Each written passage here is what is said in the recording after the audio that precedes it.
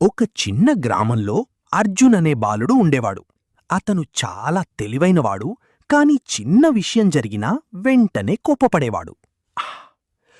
అమ్మ మాట వినకపోయినా కోపం, స్నేహితులు ఆటలో ఓడించినా కోపం, ఏదైనా తనకు నచ్చకపోతే వస్తువులు కూడా విసిరేసేవాడు. ఒకరోజు గ్రామానికి ఒక జ్ఞాని స్వామీజీ వచ్చారు.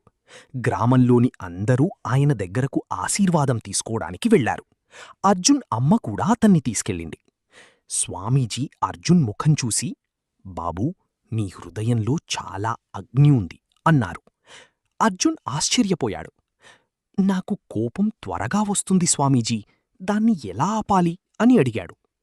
స్వామీజీ చిరునవ్వుతో ఒక గిన్నెలో నీళ్లు నింపి ఇచ్చారు.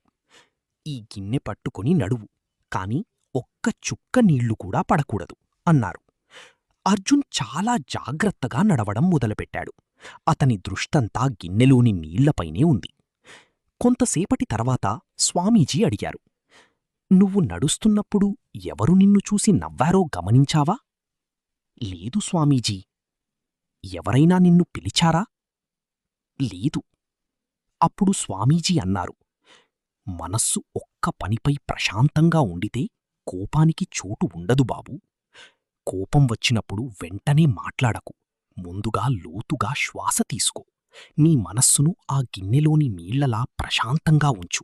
ఆ రోజునుంచి అర్జున్ కోపం వచ్చినప్పుడల్లా లోతుగా శ్వాస తీసుకొని మౌనంగా ఉండడం నేర్చుకున్నాడు. కొద్ది రోజుల్లోనే అతను గ్రామంలో అందరికీ ఇష్టమైన బాలుడయ్యాడు. నీతి: కోపం మన బలాన్ని తగ్గిస్తుంది, సహనం మన విలువను పెంచుతుంది.